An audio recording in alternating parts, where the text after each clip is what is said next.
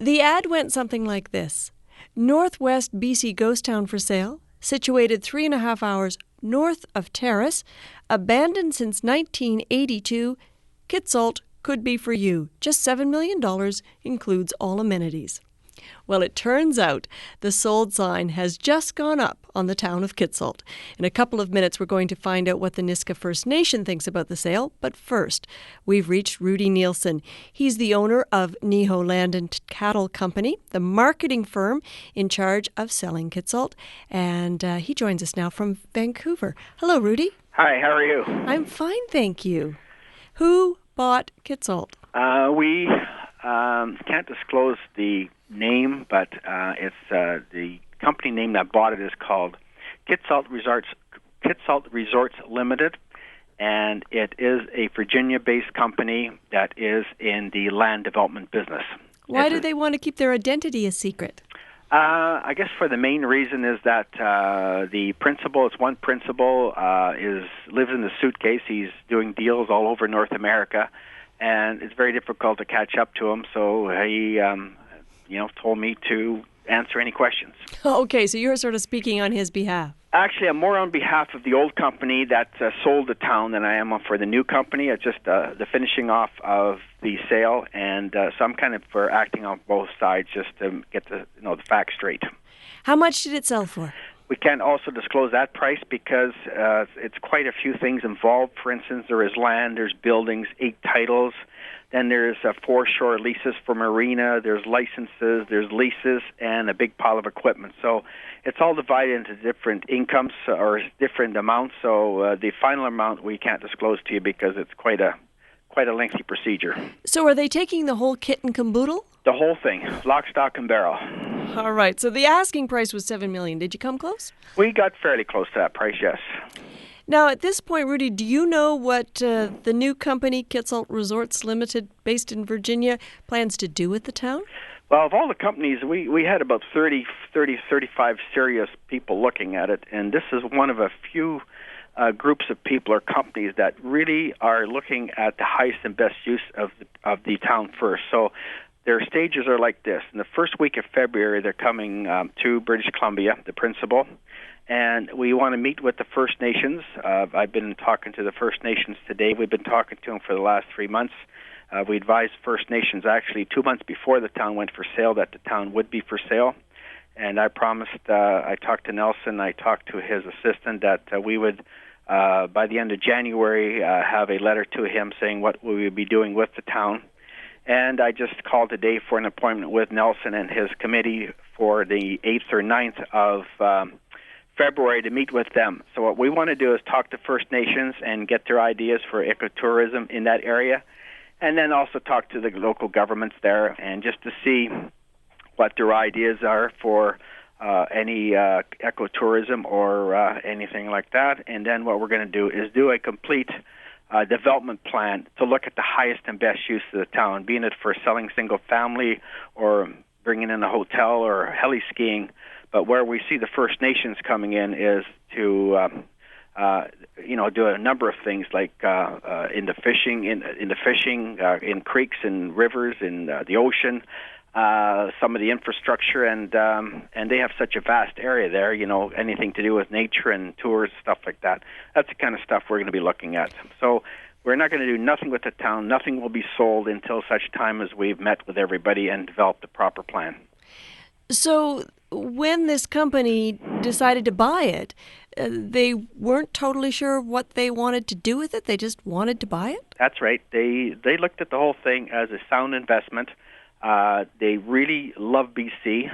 They spent a lot of time here. The principal spent a lot of time in British Columbia and thought it was just a great place to invest. And he thought that was a great opportunity to purchase this town and make it into something really good for the area. Does he really think the tourists will travel that far? I personally think they will. I think it's a great place. When I go up there, I love it. I mean, and I'm from British Columbia, and I probably know British Columbia better than most people. It's just a great place. It's a unique place. But people don't realize that where you get 110 inches of rain in Prince Rupert, you only get 50 inches of rain in Kitsault. When I walk down the streets, there's apples the size of my fist. I just grab an apple and eat an apple off the tree. Mm-hmm. It's a complete different area up there. It's got aspen trees, and it's got big open flats, and even there was vegetable gardens when they used to supply the Aniox mine back in the early 1910s. So there's old homesteads up there, so it's a pretty neat place. It's a special place. What, if any, concerns do you have, Rudy, about an American company owning a BC town? Well, we presented it to all Canadians.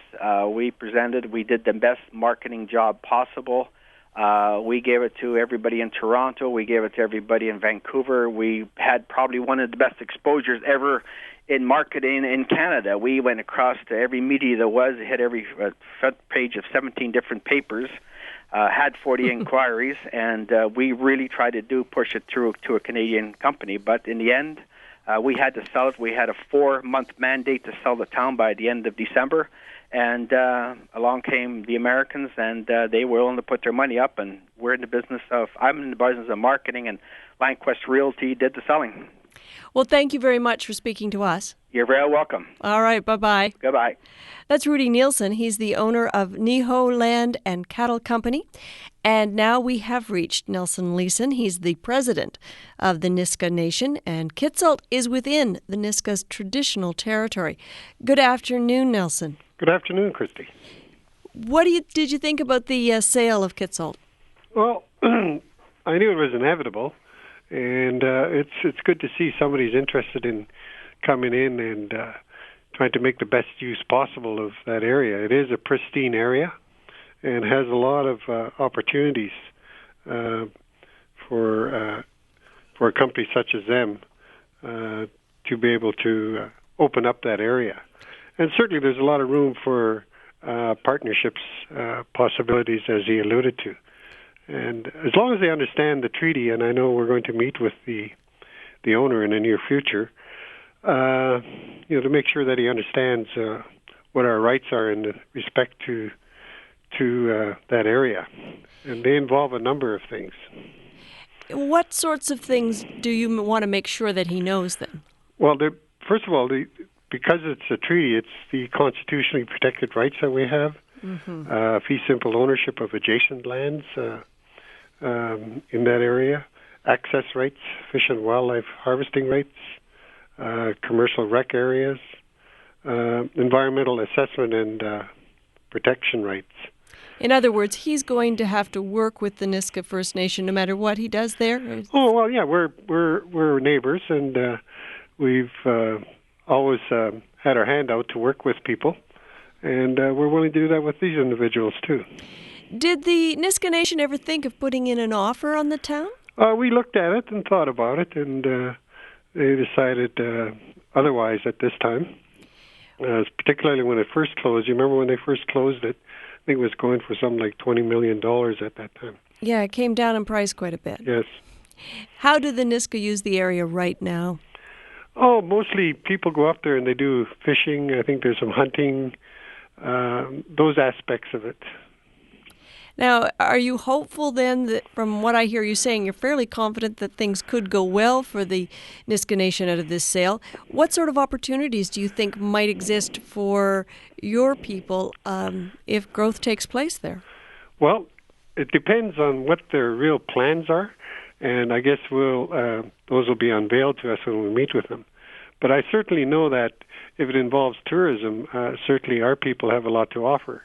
Tourists come here not just to see the country and its beauty, but they want to see the people and how they lived and what the relationship is with the land and its resources today. And we certainly can provide that. So what would you like to see happen with Kitsault now then?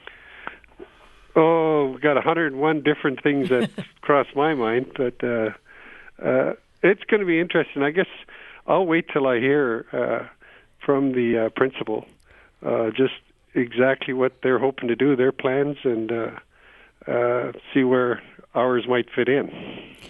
Well, Nelson, at this point, the principal's trying to remain somewhat anonymous, but if you get a chance to talk to him, maybe you could let him know we'd like to talk to him too and hear what he has in mind. All right? Sure, I'll do that. Thanks very much. Thank you. Have a good day. You too. Nice speaking to you. Bye-bye. Nelson Leeson is the president of the Niska First Nation.